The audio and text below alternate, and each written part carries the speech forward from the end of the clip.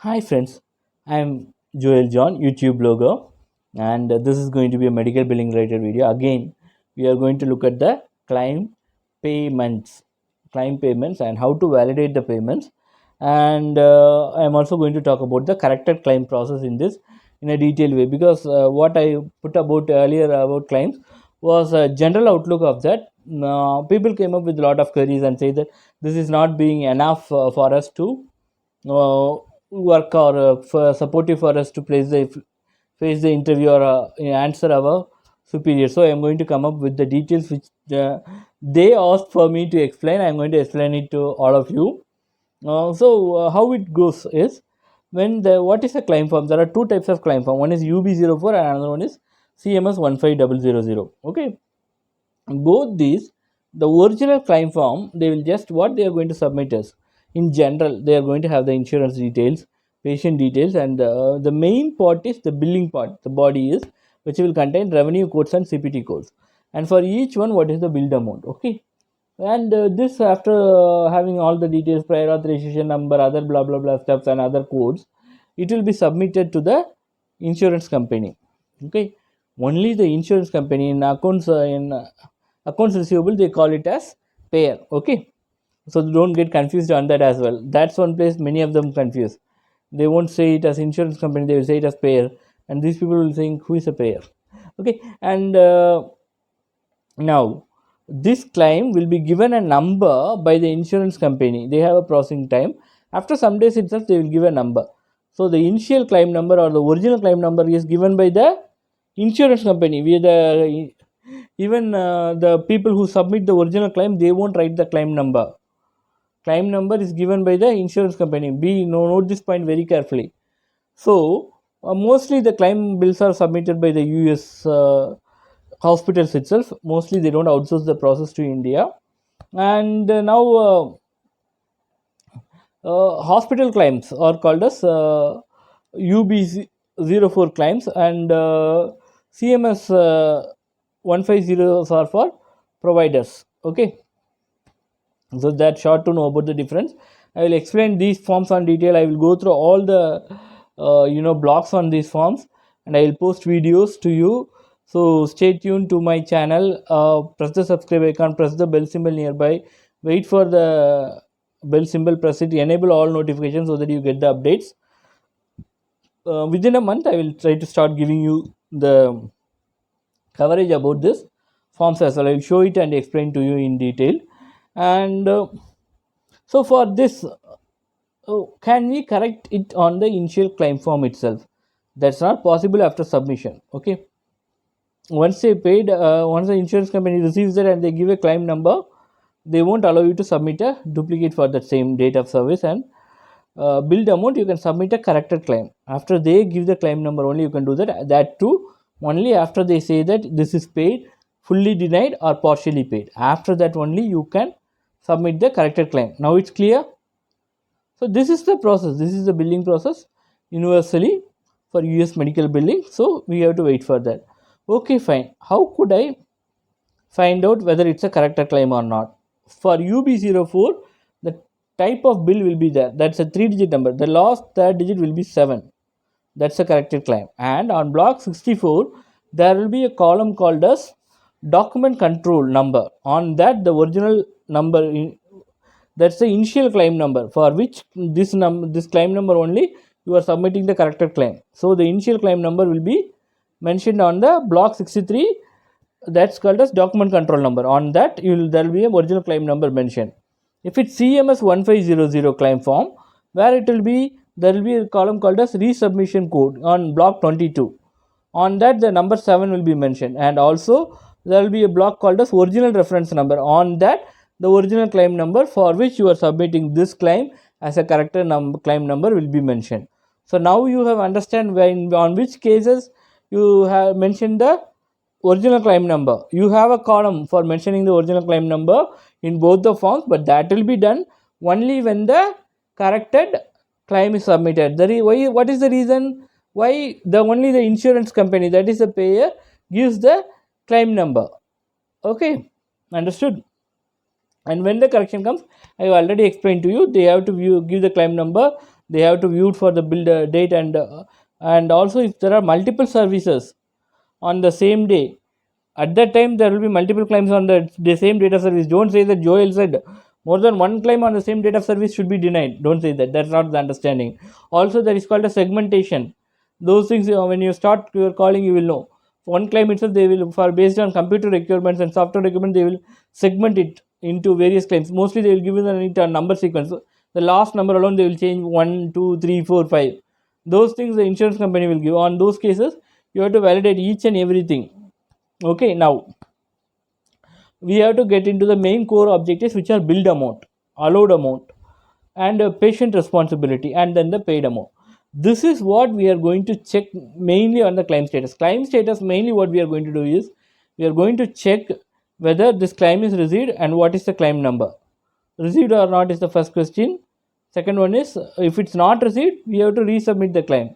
But before that, what we have to check, I said you already.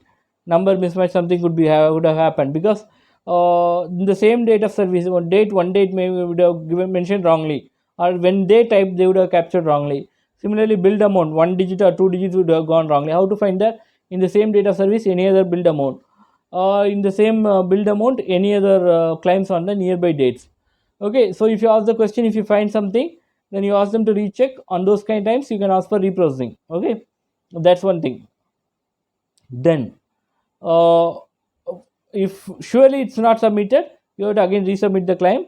Further, you have to get the TFL and all those things and follow up after 7 days or something. Or if TFL is remember nearby, tell them and follow up on the same day, or at least check that whether for the date of service and billed amount is placed. No need to worry about the claim number. Check whether it's received or not. Take the confirmation alone. That's very important. Okay. Then now we are coming to the billed amount part. Well, so allowed amount, patient responsibility. What is allowed amount? For each bill, how the US medical companies, hospitals bill is, they have a fee schedule, they have a contracted amount, but sometimes what they do is they will bill it based on the correct amount which they collect for all the patient. Even though they know that this patient has an insurance, the billing will be done like that. Okay, so you get the billed amount. This is what the hospital charges for all the patients. But for this insurance company, they have a contract, or this insurance company has a principle that for this CPT code, I will maximum pay this amount and minimum this amount. But I won't pay as per the doctor demands. There are also plans and classifications, but for all of them, there will be a upper and a lower limit, as I know. Nobody pays you whatever the hospital asks. Most of the insurance company, they come down, and most of them have their fee schedule based on Medicare or Medicaid, plus 5%, plus 25%, to make it easy. Instead of preparing a fee schedule for everyone, they make it easy like this. And also when they have plus 5 or plus 10%, they get a better competitive edge, as these people are private. We call it on India as private, there they call it as commercial insurance. Okay, so this is the understanding. So now you understand what is the billed amount. Billed amount is as per the hospital bill, they will bill it. Allowed amount is what the insurance company says, I will pay only this much. And the paid amount is only based on the allowed amount, not on your billed amount. Be careful of that. This is where most of them confuse. And then you have got the allowed amount. Allowed amount, what will be the relationship between the allowed amount and the billed amount then? Allowed amount plus the discount whichever the insurance company expects for its payment, or gives the billed amount. Okay, so whatever the remaining amount from difference between the billed amount and allowed amount is discounted. You have to take it as granted. That's how the insurance company will pay. So now one confusion is over. And the next one is patient responsibility. What are patient responsibility? Co-pay, co-insurance, deductibles. So these three are the main responsibility, which will vary. And for this, I will put detailed videos. I will give it on the card. Check on that as well. And also on the end screen, I will give me the full playlist. Watch all the videos, because you have to learn more to understand any scenarios. I will be giving a lots more of videos as well. So as I told you, watch all my upcoming updates as well. So another one thing is, now we have come across the allowed amount is equal to allowed amount minus patient responsibility will be the paid amount. Okay, allowed amount is what the insurance says that they will pay for that particular bill, and now the patient has to bear some percentage, some fixed amount, and something will be deducted as a whole. Till the deductible is met, they will be deducting some money. Only after that the insurance will start paying. So this is patient responsibility. This will be paid off. After that, they will come up with the paid amount. This much only we will pay. And now what we have to do is we have to check for the claim status. They'll say fully paid, partially paid, or completely denied. Even if any of these scenarios happen, if it's fully paid, you have to validate whether all the line items or all the CPT codes are paid. Is there any bundle, incidental, or inclusive in this particular bill? The most of the times there will be those things. The reps are not saying it upfront. That's the reason for the mistakes happening. They say that all the claims are paid, but my account is not tallying. I am getting pressure from the client. I am getting pressure from my team lead. I am getting pressure from my manager. Why you are getting pressure? You are just blindly following whatever the rep says. Never do that. You should have the medical knowledge, and I won't and also you shouldn't think that you are a super genius to remember the edit sheets. Edit sheets, you know all the global bundle scenarios and work. These are all things which are hard to by heart. So follow the Excel sheet, and for medical necessity follow the websites. Okay, so now after that they come up with denial codes. If you get the UOB, ask them whether the UOB is there, ask them to fax it. That's very very important step you have to do. Once you get the UOB, you may miss out lot of things on call. Everything will be detailed there. You have to cross check the denial codes, whether the denial codes are all getting tallied. In some of the UOB, I think UOBs you won't get this global bundle scenarios and all those, so you have to check that over phone only. Okay, so global bundle is such an important scenario, because I haven't seen any case wherein they say that these are the bundle CPT codes on EB on explanation of benefits. So you have to call up and check with them why the difference is here. And also this for most of the fully, I told you right, they will say it's fully paid. It's only because of this global bundle scenarios the reps won't mention it. Cross check it. You have to emphasize and ask. Even if there is no global bundle scenario, there may be some line items denied. If it's of negligible value, you can just put a note that it's of negligible value, so denied, not paid. That also will happen. So for less than $1 items, I think. But you have to also check for the quantity. That's another one catch is there. If the quantity is high, if it's just $1 or less than $1, they say that sir, it's a penny value, I am omitting this. Check for the quantity and the total value. This mistake also they do. You have to check each and every line item and check whether that amount is paid. What is that allowed amount? If that allowed amount is not paid, why it's not paid? This question you have to raise. You cannot argue with them for the allowed amount, but all the line items should be paid based on the allowed amount. Exceptions are all global denial and penny values. Still, it should not have a higher quantity. Okay, on that case, if the quantity is high, even one, it could be 10 pennies. But think that is having 100 quantity, that comes to $10. You cannot leave it, right? That's the case. And also it could be a continuing medicine. So based on this scenario, they will delete off all the future scenarios as well. This patient would be in a situation to take that for 3 dosage for 1 year. Think of the value, 365 into 30 paise, where it goes. I think it will touch some $100. So that's the scenario now. So now you are getting the denial codes for each and every revenue codes, whichever is not left out, and note it down as well. And also for global bundle, which CPT code, which is bundle, inclusives and incidentals also on the same way. Okay, and if you may get something which is left out, ask them to reprocess, take it for reprocessing. Once they take it for reprocessing, note it down. This CPT code is taken for reprocessing, this is taken for reprocessing, and whatever the scenario they say it as denial, try to have even if you always prepare a FAQs for all denial codes, have it on Excel sheets. What are the questions to ask, what are the justifications to give? Without that Excel sheet, if you work, you will, if you miss out one thing and if you call the insurance again and again, they will cut the call. They are doing this. This is being happening, and as a YouTube channel I can say. But if the incorporates, if they say, they will think all the people will come up with blame excuses, all those steps. But this is a practical scenario happening, so try to finish all the information on the same call. If the rep says you are making repeated calls, tell them like call broken, and if they found it to be ending up with the follow with the proper script, then they will definitely find out this is not a mid call broken reason. Then they'll avoid those kinds of conflicts as well. One or two times you can say, sir, this, play these tricks and escape, not all the time. So have a Excel drafted for all the denial codes. What are the questions, which mandatory questions to ask? What are the common justifications to be given? Even if you don't know, forgot anything, miss out anything, if you are unable to find out, just blindly ask them, can you take it for reprocessing? They will say, no, this cannot be done. Why? Document that. Document that. That's very important. Even when you ask and document the system, when you say that I document that system, the rep will say, wait a bit, I will recheck. Because if you they are also making mistakes, they also have audits and all the problem. And also this adjudication team, if they work properly and they deny the claim, then what's the need for having a AR calling team? There won't be this many of AR calling team, right? There won't be this many of jobs. They are doing mistakes. That's why we are all here. Okay, so be careful on all the line items. And after you get the reprocessing request, then ask them for the turnaround time, call them and check. And if also check on the even on the next business day, call them and check whether this reprocessing request is placed.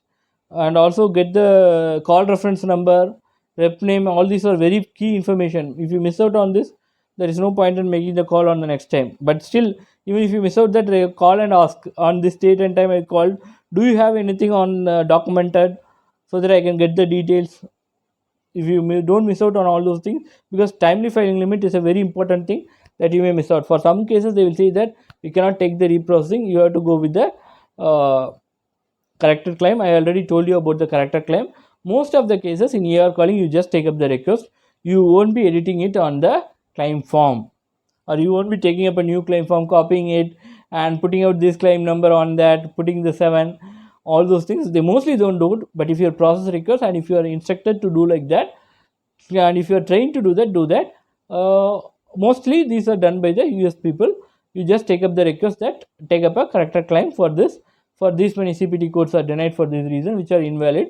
The reasons have been stated to the rep refuses to take reprocessing as per the insurance company process, so submit a character claim. On that character claim you have to check, because there will be some mistakes on your side. You would have mistakenly entered the quantity, that many quantity would have not been allowed, but that would be a simple typing error. Instead of 10 quantity, if they type it as 100 quantity, will the insurance pay? They will deny it. They, on this case, if you ask the rep to reprocess, they will say, no, the quantity is above the limit, so I cannot reprocess. Send it as a corrected claim. Type it and send it.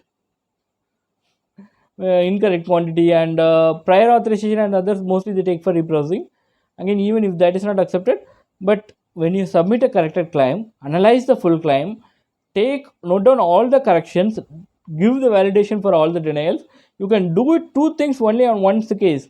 You can ask them to submit a reprocessing request for the cases, and what are all the cases they say that reprocessing request is placed, ask them for the timely filing limit. If it's a very short period, like in 2 or 3 days, then wait for that and submit the corrected claim only for the things which cannot be taken for reprocessing. Because if both goes there, again there will be a duplication. In duplicate denial, there is also, it's also for the entire claim and also for the individual services offered. CO18, CO18 denial code is for both, so be careful about that, and resubmit the corrected claim in a proper way, and also make sure that you document everything. That's the most important thing. So for this also we have taken a lot of time. I thought of making it a storm, but that the reason why I said it as paid scenarios, there are these many scenarios, and after that, if it's fully paid or partially paid, you have to take up the payment details, whether it's through check or EFT. You have to check the check number. If it's check number, check dated, check realized date, and also for EFT number, EFT dated, and also check whether it's realized or bounced. Most of the cases they will say that it's realized, but you won't have got the payment. That kind of scenarios are also there.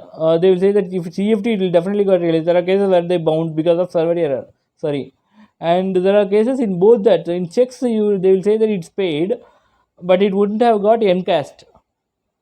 Okay, paid not encashed. This scenario comes for EFT, server error, network error. Because of that, the payment would have got bounced. These people will say that it's EFT transfer, sir. It will have gone. Recheck that. You have to be strong with the rep. If you have not got the payment, you say that we have not got the payment, so you have to recheck that. I request. Have a requesting tone, but say that there are. If they still argue, say that there are cases where network errors happen. There could be technical errors, so kindly recheck. We haven't got this payment, and check paid, uh, check released, not encashed. You wouldn't have received the check. You wouldn't have deposited the check. If check is not deposited, you can ask them to deposit. Mostly that cases don't happen. What the reason is, you would have changed. You don't have changed the address to which the payment should go. For that, you have to submit a W9 form, taxpayers form, for address correction. Check with the address. Check them to which address the check is sent. Check it with your address. If it mismatches, then what do you have to do? You have to ask them to change the address and send the W9 form. So these still you realize you get the payment, assure that payment is done, or you get the denial codes and tally it with the allowed amount, not with the billed amount, with the allowed amount. If still the allowed amount and paid amount are tallied, that is, if you have patient responsibility, you can subtract from that. And if there are some denials which cannot be justified and some exclusions which could be added, you can adjust that. After adjusting everything, if you cannot rework on the denials, then accept, after you can, and you can accept that, then you can add up this with the, you can subtract these things as well. Valid denials and valid inclusives, bundles, all these, after deducting with from the allowed amount, it should equal to the paid amount. That's when the claim is settled. Okay, so that's when you can close the claim. So I think you would have understand all those things. Thank you very much for listening to my channel, and subscribe, press the thumbs up, share it in your friends WhatsApp group, Twitter, Facebook, LinkedIn, whatever the social medias you have. And I'm also going to get into the social media domain. So I have recruiters, recruitment companies, even few of the direct company people watching my videos as well. If you are on a deciding level, if you are in want your company to have a online presence, you can always contact me, and I will help you out on that. On my social media pages, I would have given my WhatsApp number as well. So check on that, and get in touch with me. I'll be able to